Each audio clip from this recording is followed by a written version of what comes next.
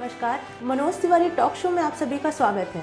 मैं आकांक्षा पांडे और आज हमारे साथ हैं संदीप यादव जी, जो कि लोहिया वाहिनी के राष्ट्रीय उपाध्यक्ष, सुराव के पूर्व ब्लॉक प्रमुख और फाफामऊ विधानसभा से चुनाव की तैयारी कर रहे हैं। सर, आपका बहुत बहुत स्वागत है हमारे टॉक शो में। जी, बहुत बहुत धन्यवाद। सर, आज की चर्चा जो है वो हमारे 2022 के चुनाव को लेके है जी। लेकिन उससे पहले मैं आपसे ये जानना चाहूँगी कि मनोज तिवारी टॉक शो को आप कैसा प्लेटफॉर्म मानते हैं? नहीं, बढ़िया है आप लोगों का, जिस तरीके से आप लोगों का ओपिनियन लेकर के समाज में, और बहुत सारे प्लेटफॉर्म आपके मीडिया सेक्टर के हैं जहां पर आप अपने इसको चैनल कर सकते हैं, टॉक शो कह सकते हैं, क्योंकि आपका चैनल भी हमको लगता है कि कोई चल रहा है। कोई चैनल चल रहा है ना आपका? सर, यही चल रहा है। यही चल रहा है। अच्छा, चलिए, फिलहाल मतलब आप लोगों की जो ये प्लानिंग है कि सबका विचार समाज में आना चाहिए, तो आप लोग इस टॉक शो के माध्यम से लोगों को बता रहे हैं, जागरूक भी कर रहे हैं इसी माध्यम से, ये अच्छा है। सर, आप एक प्रदेश स्तरीय नेता हैं, तो 2022 के चुनाव को आप कैसे देखते हैं? देखिए, हम समाजवादी पार्टी के अपने महबूब नेता आदरणीय राष्ट्रीय अध्यक्ष बहुत छोटे से कार्यकर्ता हैं, और हमारे नेता वो हैं, नेता शब्द का इस्तेमाल हम अपने नेता के लिए करते हैं। हम एक कार्यकर्ता हैं, कार्यकर्ता की हैसियत से हमारे आपके प्रश्न का उत्तर दें। तो भी सर, अगर आप 2022 के चुनाव के लिए आपके क्या विजन्स हैं, आप उसको कैसे देखते हैं? देखिए, 2022 का चुनाव जी, या उसके पहले का चुनाव, हमारे नेता की हमेशा से रणनीति रही है, प्लानिंग रही है कि ज़्यादा से ज़्यादा दबे कुचले, शोषित, वंचित, पीड़ित, अल्पसंख्यक, जो दबा कुचला समुदाय है, जी, उनको हम मुख्य धारा में ले आने का प्रयास करते हैं। वो चाहे चिकित्सा के क्षेत्र के माध्यम से रहा हो, चाहे नौजवानों की नौकरियों का मामला रहा हो, चाहे स्वास्थ्य के क्षेत्र में रहा हो। हमारे नेता की हमेशा सोच रही है कि हम एक ऐसे समाज की स्थापना करेंगे जिस समाज में सबको बराबरी का हक और सम्मान मिल सके। सर, आपको नहीं लगता कि जो नेताओं के इस टाइम पे भड़काऊ बयान आ रहे हैं, वो आने वाले चुनाव को काफी प्रभावित कर सकते हैं? नहीं, कुछ नहीं प्रभावित करेंगे, क्योंकि जनता तो वही सुनती है। नहीं, जनता नहीं। जनता, देखिए, जनता पढ़ी लिखी है, और सोशल मीडिया के युग में भी, आपने कहा ना टॉक शो, आपका भी सोशल मीडिया पे ही हमको लगा, यूट्यूब पर ही ज़्यादा चलता है। तो सोशल मीडिया के इस युग में हर नौजवान, समाज का हर छोटा बड़ा तबका आजकल अपने मोबाइल में सारी चीज़ें देख ले रहा है। वो अच्छा बुरा दोनों देख रहा है, और वो मूल्यांकन कर चुका है। उसको पता है कि समाजवादी पार्टी ही हमारी हितैषी पार्टी है, इसकी सरकार में हमारा हित निहित है, इसलिए वो समाजवादी पार्टी को वोट करने जा रही है, बड़े पैमाने पर वोट करने जा रही है। सर, समाजवादी पार्टी पे अल्पसंख्यक की राजनीति करने का आरोप लगता है, और अभी तो असाउद्दीन ओवैसी जी ने अपने आप को भी अल्पसंख्यक कह दिया। तो सर, आपको नहीं लगता कि इस पे कुछ समीकरण प्रभावित हो सकता है? देखिए, ऐसा है कि भारत लोकतांत्रिक देश है, ठीक है जी, और भारत में संविधान ने सारे निवासियों को, यहाँ रह रहे सारे नागरिकों को बराबर का हक और दर्जा दे रखा है, ठीक है। समाज में कुछ लोग जो पीछे छूट गए थे, उनको मुख्य धारा में लाने के लिए कुछ आरक्षण की व्यवस्था की गई थी। किन्हीं को अल्पसंख्यक कहा गया, किसी को बैकवर्ड कहा गया, किसी को दलित कहा गया। तो उस व्यवस्था में जो सारे लोग एक मजबूती से समाज में खड़े हो सके, अपनी उपस्थिति दर्ज करा सकते हैं। ये अल्पसंख्यक की राजनीति कोई नहीं करने वाला है। ये जो आप जिनका नाम ले रही हैं, ये कुल मिलाकर के पूरे हिंदुस्तान में इनकी शोहरत है, ये बीजेपी की बी टीम मानी जाती है। अच्छा। इनके पास कुछ है नहीं, ये केवल प्लानिंग, इनकी प्लानिंग ये है कि ज़्यादा से ज़्यादा अल्पसंख्यक, जो आपने कहा अभी, उनका वोट काट करके अल्पसंख्यक कहीं दूसरे ग्रह से नहीं आए, सारे लोग इसी हिंदुस्तान के निवासी हैं, उनको बराबरी का हक है, और वो लोग मजबूती से समाजवादी पार्टी के साथ हमेशा से रहे हैं, और इस बार भी मजबूती से वो समाजवादी पार्टी को जीत दिलाने में पूरी तन्मयता से मदद करेंगे, और अपने नेता आदरणीय अखिलेश यादव जो मुख्यमंत्री बनने में सहयोग करेंगे। सर, 4 जनवरी को सपा अध्यक्ष की विजय यात्रा निकलने वाली है प्रयागराज से ही, तो उसके बारे में कुछ बताइए हमें, कैसी तैयारी है उसकी? देखिए, तैयारी ना पूछिए, एक एक निवासी प्रयागराज का, यहाँ पार्टी से ना जुड़िएगा, यहाँ सत्ता पक्ष विपक्ष सारे लोग अपने शानदार नेता का, जिसने विकास किया है लोगों के लिए, उस नेता का इंतजार कर रहे हैं। और यहाँ तैयारी सब फ्लॉप हो जाएगी, यहाँ पर भीड़, रैली नहीं रैला होगा। अच्छा, मतलब इतना भयंकर भीड़ होगी कि जो लोग होर्डिंग पोस्टर लगा के जगह बैठे रहेंगे ना, वो सोचेंगे कि हमारा है, ऐसा कुछ नहीं है। काफिला बनेगा ना, तो काफिले का कोई अंत नहीं होगा, ना कोई जगह मिलेगी, ना स्पेस मिलेगी। सर, आपको नहीं लगता कि इतनी भीड़ इकट्ठा करना, गैदर करना, वो भी ओमिक्रॉन के टाइम पे, ये सही होगा? देखिए, सारी पार्टियां कर रही हैं, ठीक है, और आपने बहुत अच्छा किया, उस उसका जिक्र कर लिया। हम तो चाहेंगे जिस तरीके से देश के प्रधानमंत्री गृह मंत्री भाषण दे रहे हैं, जी जी अभी कहा ना भड़काऊ भाषण दे रहे हैं, ठीक है, तो भड़काऊ भाषण तो दे ही रहे हैं, उनके पास कोई मुद्दा तो बचा नहीं है। उनको बताना चाहिए था कि जितने लोग कोविड में मरे, जितने लोग शहीद हो गए, उन लोगों के परिवार वालों के लिए उन्होंने क्या किया, उनको ये बताना चाहिए था। जो पूरे हिंदुस्तान का चंदा उन्होंने इकट्ठा किया, विदेश से भी चंदा भारत में आया, ऑक्सीजन प्लांट कहाँ कहाँ उन्होंने उसकी ओपनिंग कहाँ कहाँ की, ऑक्सीजन प्लांट कहाँ कहाँ उन्होंने लगाए, उसको उद्घाटन उनको करना चाहिए था चुनाव आचार संहिता के पहले उत्तर प्रदेश में। उनका काम ये होना चाहिए था। उनका काम ये नहीं होना चाहिए था कि हिंदू मुसलमान और यादव और पटेल और मुसलमान, ये सब नहीं होना चाहिए, ध्रुवीकरण की हाँ, उनको ये नहीं करना चाहिए था। अगर वो वाकई में जनता के हितैषी हैं, देश और प्रदेश के हितैषी हैं, तो उनका सबसे पहला कर्तव्य होना चाहिए था। जिस तरीके से पूरा अब चूंकि मीडिया कह रहा है कि बहुत जल्द तीसरी लहर आने वाली है, तो तीसरी लहर की तैयारी में उनको ये बताना चाहिए था अपनी रैलियों में कि हमने आज यहाँ ऑक्सीजन का प्लांट लगाया, हमने आज यहाँ ओपनिंग की, हमारे लोग यहाँ जाके आज फीता काटे। इस पर कोई काम हुआ क्या? आप लोग कई नेताओं से मिले, बीजेपी के नेताओं से, कोई कहा क्या कि हमने आज वहाँ ऑक्सीजन के प्लांट का फीता काटा? नहीं सर। तो फिर उस पर क्या बात करें? इनकी मोनोपोली यही है, फूट डालो राज करो, धार्मिक उन्माद फैलाओ, पिछड़े को पिछड़े सड़ा दो, फॉरवर्ड को फॉरवर्ड सड़ा दो। सर लेकिन आपकी बात आप अपने जगह सही है, लेकिन ये बताइए अगर बीजेपी ऐसा काम नहीं करती है, बीजेपी और या कोई भी विपक्ष की कोई भी टीम और भी वो गैदर करते हैं अपने ग्रुप में या फिर ये चुनाव की रैलियों में, तो क्या ये सही है कि वैसे ही आप भी काम करें? क्योंकि ओमिक्रॉन से खतरा तो पूरे देश को है। अगर कोई एक गलती कर रहा है तो इसका ये मतलब तो नहीं होता है कि दूसरा भी वही गलती करे। कोई गलती हम नहीं कर रहे हैं। जो गवर्नमेंट की गाइडलाइन आई है, रात में कर्फ्यू लग रहा है, ठीक है, दिन का भी कोई गाइडलाइन नहीं आया मेरी जानकारी। ये तो वही हो गया ना सर, रात में कर्फ्यू, दिन में। एक मिनट, ये अब सरकार से प्रश्न करिए ना कि रात में क्यों कर्फ्यू किया, उनको दिन में कर देना चाहिए था। गवर्नमेंट से पूछिए ना, हम तो गवर्नमेंट में है नहीं, ना हमारे नेता गवर्नमेंट में है। गवर्नमेंट में जो लोग हैं उनसे पूछिए ना कि रात कर्फ्यू क्या मतलब है, क्या रजाई में सो रहे होंगे उस समय वायरस आ गया क्या? आप उनसे पूछिए ना वो क्यों कर रहे हैं, वो उनके नेता क्यों रैली कर रहे हैं। हमारे यहाँ नितिन गडकरी जी का भी कार्यक्रम लगने वाला लखनऊ विधानसभा में, हमने सुना है, हमको जानकारी मिली है। सर सपा अध्यक्ष हर काम में ये कहते हैं कि हमारी सरकार ने चालू करवाया था, कितनी सही बात है ये? जितना उन्होंने कराया था ऑन पेपर है, ऑन रिकॉर्ड है, आप गूगल पर खोल करके सारी चीज़ें पढ़ सकती हैं, देख सकती हैं, समझ सकती हैं। जितना उन्होंने ओपनिंग किया था, किसी भी काम को होने में 2 साल 4 साल 5 साल का वक्त लगता है, उन्होंने जितना शिलान्यास किया था उसी के शिलान्यास भारतीय जनता पार्टी कर रही है। कोई हवाम बात नहीं कर रहे हैं, ये ऑन रिकॉर्ड बात है। अच्छा। आप कहीं भी आप सूचना का अधिकार के तहत आप मंगवा करके जांच करा सकती हैं। जितना आदरणीय राष्ट्रीय अध्यक्ष श्री अखिलेश यादव जी बोल रहे हैं उसमें कहीं गलत नहीं बोल रहे हैं। हमारे नेता झूठ बोलने की राजनीति नहीं करते हैं। संदीप जी ये बताइए कि सपा बसपा का गठबंधन लोकसभा में तो कामयाब हो नहीं पाया था, तो क्या अब छोटे दलों से गठबंधन कामयाब हो पाएगा? ये कामयाबी के साथ साथ एक भावनाओं का गठबंधन था।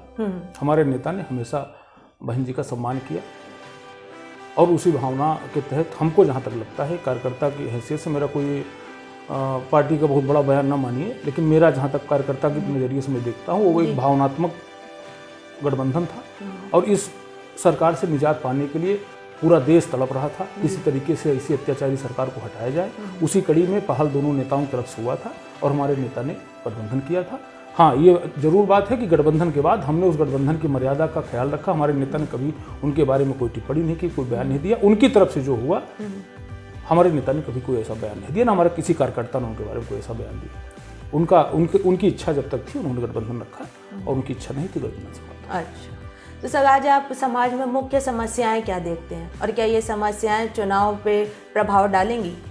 देखिए, सबसे बड़ी समस्या है समाज में अच्छे स्वास्थ्य की व्यवस्था आप नहीं करा पा रहे हैं भारतीय जनता पार्टी सरकार। नौजवानों को नौकरी नहीं दे पा रहे हैं। किसानों को आपने स्थिति देख ली, 700 से ज़्यादा किसान बेचारे शहीद हो गए, तब जा करके आपने वही काम किया जो काम आपको बहुत पहले कर देना चाहिए। आज हमारे गांव का किसान डीएपी के लिए दर दर ठोकर खा रहा है, लाठियाँ चटक रही सोसाइटियों में। डीएपी से या यूरिया से 5 किलो गायब कर दिया गया, रेट बढ़ते चले जा रहे हैं। तो किसानों को इसमें क्या करें? 1 बीघा का अगर किसान होगा तो 1 साल का खाने का अपने ज़मीन से उपज नहीं पैदा कर पा रहे, इतनी महंगाई है। डीजल महंगा हुआ है, डीजल महंगा है तो सिंचाई महंगी हो जाएगी। डीजल महंगा हुआ है तो मालवाहक जो गाड़ियाँ चलती हैं, जो खाद ले आती हैं, जो और रासायनिक पदार्थ ले आती हैं, या जो और चीज़ें सप्लाई करती हैं, खास करके आपने किसानों के लिए पूछा, उसका प्रभाव पूरे देश प्रदेश पर है। लेकिन किसानों की अगर बात करेंगे तो किसान घाटे में चल रहा है। सर मैंने पूरे समाज की बात की है, सिर्फ एक वर्ग या सिर्फ किसान के नहीं, मैंने आपसे ये पूछा है कि आप समाज में क्या समस्याएं देखते हैं? समाज में कह तो रहा हूं, किसानों वोटरों पे इफेक्ट होता है। देखिए, सबसे बड़ी समस्या आपके यहाँ अच्छे स्वास्थ्य की, अच्छी शिक्षा की है, नौजवानों की नौकरी की है, किसानों की है, और ख़ास करके सबसे बड़ी समस्या आज की डेट में जो है महंगाई एकदम चरम पर है। जब सिलेंडर 400 में हुआ करता था तो तमाम लोग दिल्ली पे धरना प्रदर्शन करते थे, सिलेंडर और आलू प्याज लेकर के। तमाम सांसद हैं हमारे। संदीप जी, आपको नहीं लगता कि ये जो आप मुद्दा बता रहे हैं, महंगाई और बेरोजगारी, ये हर सरकार में रहती है? क्योंकि लोगों को इतनी महंगाई लोगों को तो हर बार ही इस बात से प्रॉब्लम रहती है। एक सरकार जो कई वर्षों तक निरंतर सत्ता में रही, उसकी सरकार में इतनी महंगाई नहीं आई जितनी इनकी 7 सालों में जस्ट डबल महंगाई हुई है। किसी भी आप सामान का रेट उठा के देख लीजिए, कोई भी ऐसा सामान नहीं है जो दैनिक उपयोग का हो, चाहे दूरदर्शी आप किसी चीज़ का आप उठा करके देख लीजिए, कहीं किसी सामान का रेट आज की डेट में वो नहीं है कि धीरे धीरे बढ़ाओ। इन्होंने दुगने तिगुने रेट पर लोगों को बेचने काम किया। मतलब 1000 सिलेंडर, 1000 मतलब 400 कुछ होने, आज़ादी के बाद से लेकर के 400 पहुंचने में मतलब कितने वर्ष लग गए? 50 साल लग गए, 60 साल लग गए। 7 साल में उन्होंने 1000 कर दिया। तो इनसे मतलब महान सरकार कौन हो सकती है? सर, ये बताइए कि बीजेपी कहती है कि वो विकास के मुद्दे पे चुनाव लड़ेगी, सपा कहती है वो भी विकास के मुद्दे पे चुनाव लड़ेगी, लेकिन चुनाव आते आते ये विकास का मुद्दा ही गायब हो जाता है। हमारे नेता, ऐसा क्यों? हमारे नेता आदरणीय श्री अखिलेश यादव जी ने हमेशा विकास के मुद्दे पर चुनाव लड़ा है, और आज भी हमारा मुद्दा विकास का है। जिनके पास विकास जैसा कोई शब्द नहीं है या जो विकास करने में सक्षम नहीं हो पाए हैं, उन्हीं को आज ओवैसी और अल्पसंख्यक, मुस्लिम, हिंदू, बैकवर्ड, दलित और फॉरवर्ड नजर आ रहे हैं। हमारे नेता के साथ केवल एक चीज़ है कि वो समाज के सारे लोगों को मुख्यधारा में ले आना चाहते हैं। हमेशा से विकास की बात उन्होंने की है, आज भी उसी विकास के मुद्दे पर रह करके आज पूरे प्रदेश में अपार समर्थन मिल रहा है, जनता का प्यार मिल रहा है केवल उसी मुद्दे पर। वक्त है एक छोटे से ब्रेक का। ब्रेक के बाद हम अपनी इस राजनीति की चर्चा को आगे बढ़ाएंगे। तब तक के लिए आप देखते रहे Manoj Tiwari talk show.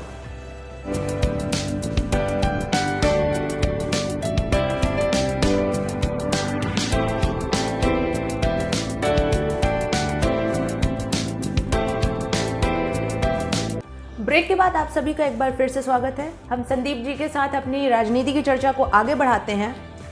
Sir, 2022 में प्रयागराज, कौशाम्बी और प्रतापगढ़ की 22 सीटों पे सपा कितनी सीटें जीत पाएगी आपके हिसाब से, जबकि 2017 के मंडल परिव्रज में तो एक ही सीट निकली थी? देखिए, पिछली बार क्या हुआ था कि भारतीय जनता पार्टी ने इतना झूठ फैला दिया था कि कहीं न कहीं से हमारे प्रदेश का जो सम्मानित जनमानस है, मतदाता हैं, उनके झूठ और बहकावे में आकर के गलत निर्णय ले लिए थे। गलत निर्णय इसलिए कह रहे हैं कि गलत निर्णय का मतलब ये हो गया कि महंगाई चरम पर है। देख रहे हैं, कल शाम को भी एक चाट व्यापारी के 2 बच्चों को गोली मार दी गई। अभी हमारे नवाबगंज में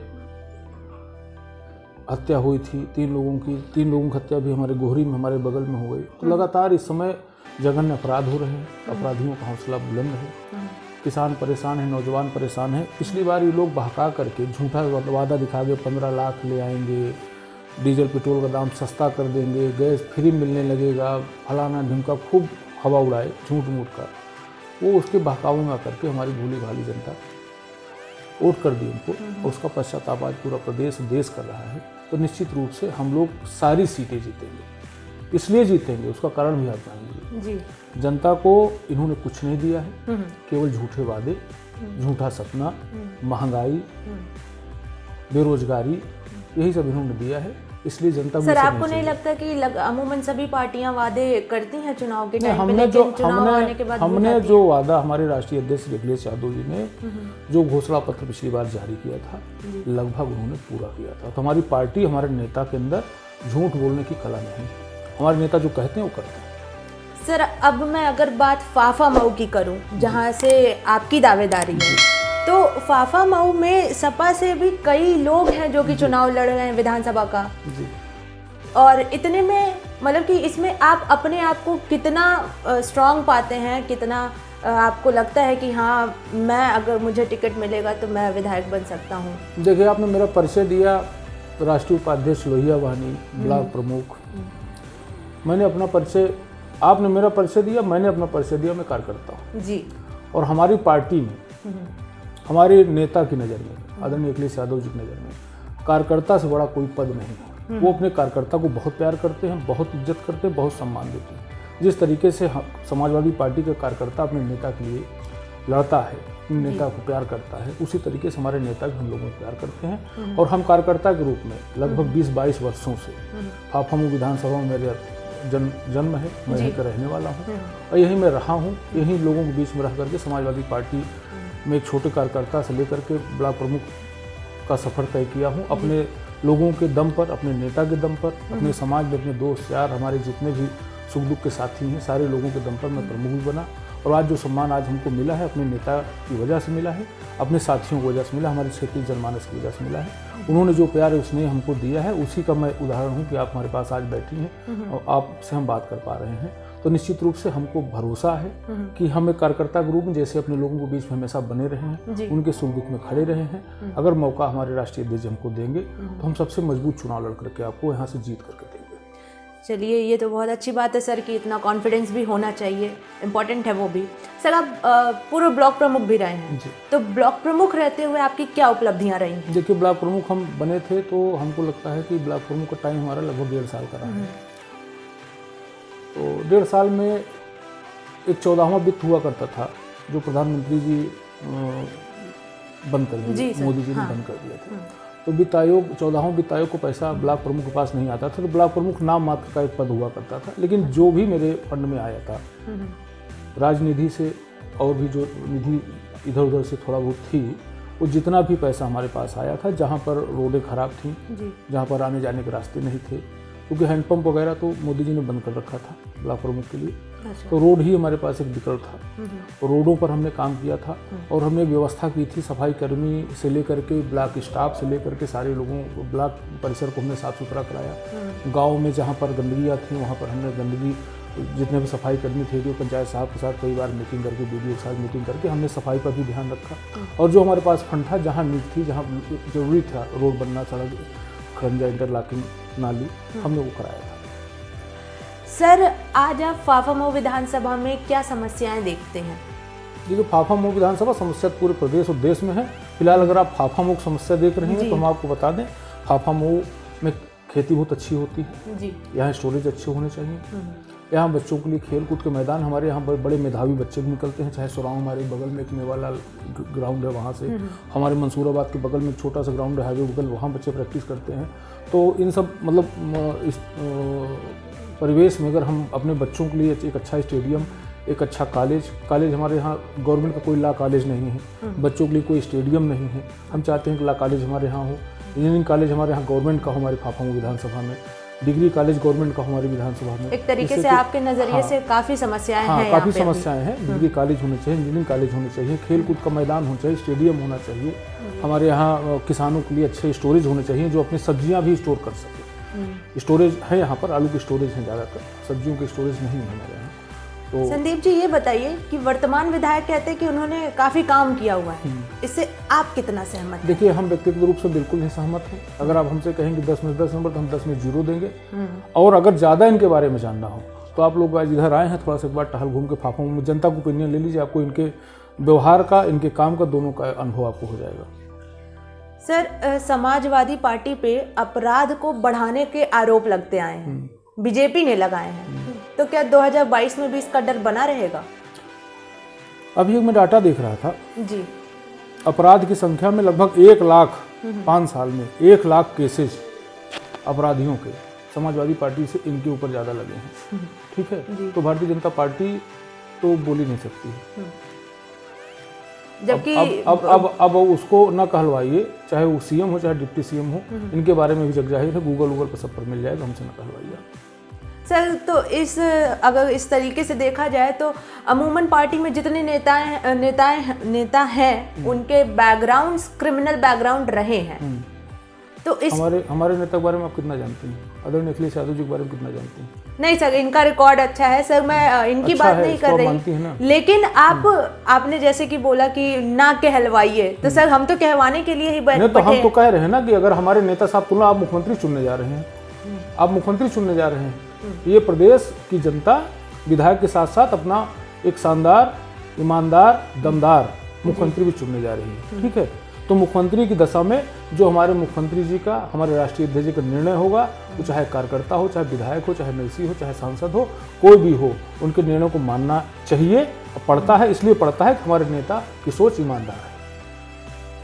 सर अभी हालिया आज आपने सुना होगा कि एक आईटी रेड पड़ी है, तो उस पे आप क्या कहेंगे, जबकि समाजवादी इत्र वही बना रहे हैं? कौन समाजवादी इत्र? हाँ। तो इसीलिए तो पहले जो जिनके यहाँ पड़ी थी, वो भाजपा वाले गलती से उनके यहाँ चले गए, उनके यहाँ ज़्यादा पैसा मिल गया, ठीक है। अब जिनके यहाँ आज पड़ी है उसका रिजल्ट शाम तक आएगा, आपको पता चल जाएगा। पंपी जैन जी, हाँ, जो लोग गए थे रेड डालने, उनके यहाँ जाने के बजाय दूसरे के यहाँ चले गए। तो 2000 वाली जो नोट चलाए थे मोदी जी, वो सारी नोट वहाँ डंप पाई गई। वो चुनाव में इनके यहाँ खर्च होना था, वो भारतीय जनता पार्टी को चंदा देने वाले थे, उसी चंदा के लिए उन्होंने व्यवस्था कर रखी थी कि 5 साल लूटे हैं, अब चंदा दे देंगे तो फिर 5 साल लूटेंगे, इससे ज़्यादा डबल कर लेंगे। और ठीक चुनाव पहले गड़बड़ी हो गई, जाना कहीं और था, चले कहीं और गए, अब वो अब जा रहे हैं। सर आपको क्या लगता है कि बीजेपी की ध्रुवीकरण की राजनीति का जवाब सपा कैसे देगी? देखिए, ऐसा है कि बीजेपी की कोई राजनीति नहीं है, बीजेपी की केवल राजनीति है कि किसी तरीके सत्ता में बने रहें, चाहे उसके लिए धन लूटना पड़े, चाहे जनता को चूतिया बनाना पड़े, चाहे धर्म के नाम पर लड़ाना पड़े, चाहे जात के नाम पर अलगाव पैदा करना पड़े। भारतीय जनता पार्टी के पास न विकास है, न विकास कोई मुद्दा है। हम लोग विकास के नाम पर चुनाव लड़ने जा रहे हैं, इनका कोई करण नहीं चलेगा।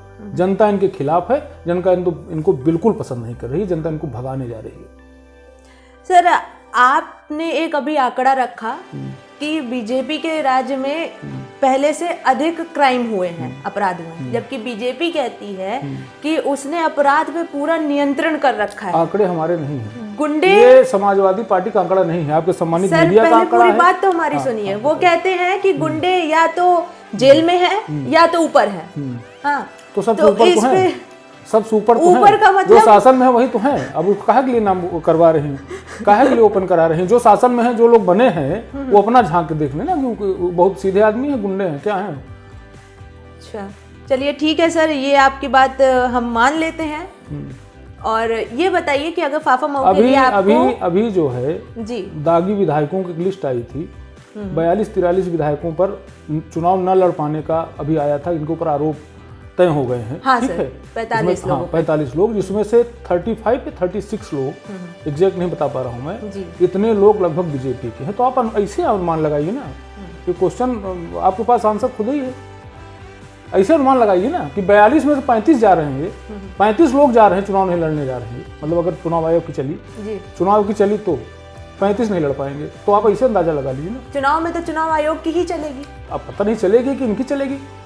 भाई, चुनाव आचार संहिता की सबसे ज्यादा किसी धज्जियां उड़ाई है, किसी ने भारतीय जनता पार्टी ने उड़ाई है, ये जग जाहिर है। रोड शो करते हैं, 5 बजे के बाद रोड शो कर दिया गया है बनारस में, पिछले चुनाव में 5 बजे के बाद देश के प्रधानमंत्री जी ने रोड शो कर दिया।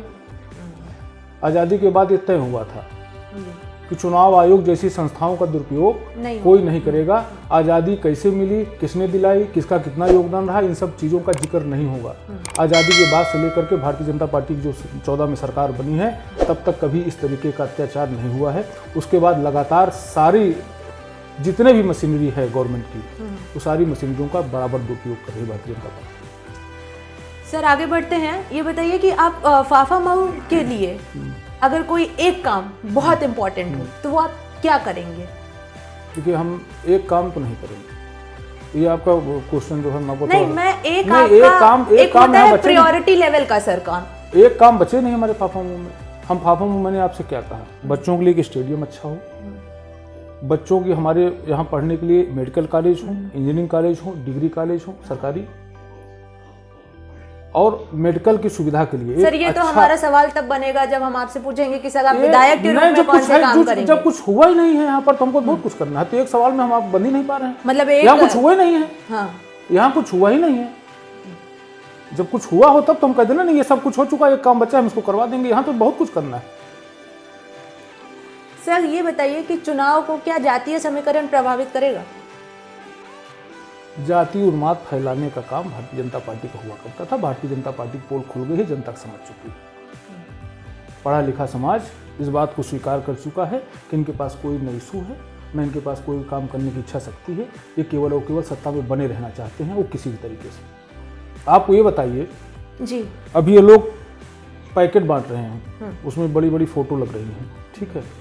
5 साल गवर्नमेंट ने जबरदस्त तरीके से महंगाई बढ़ाई, किसानों को परेशान किया, नौजवानों को नौकरी नहीं दी, तमाम लोग रोजगार छिन गया। नोटबंदी, जीएसटी, जितना भी काम हुआ इनकी सरकार में सारी मतलब सब फ्लॉप रहा, सब कुछ फ्लॉप रहा, ठीक है। लास्ट में जो कोविड के दौरान या महंगाई की वजह से जो सेलिंग कम हो पाई, बात समझिएगा, थोड़ा टेक्निकल बोल रहा हूँ, जो सेलिंग नहीं हो पाई, जो बिक्री नहीं हो पाई, उसको इन्होंने प्रचार का माध्यम बना लिया। जितने भी सड़े गले दाने थे गोदामों में, उसको इन्होंने पैकेट प्रचार का माध्यम बनाया, पैकेट में पैक करवा करके जनता के बीच में डिस्ट्रीब्यूट कर रहे हैं, ठीक है। उसका जानिए क्या कारण है। वो फेंकने वाला सामान था, जो आए दिन सोशल मीडिया पर आप देखिए ना, चना में कंकड़ मिल रहा है, नमक में बालू मिल रही है, आप देख रहे होंगे, आप लोग भी, हम लोग भी देख ही रहे हैं। तो वो सारी चीज़ें क्या है, वो जो फेंकना था कहीं, उसको बांट रहे हैं लोग, ठीक है। वो चुनाव तक बांटेंगे, वो कबाड़ खाली कर रहे हैं।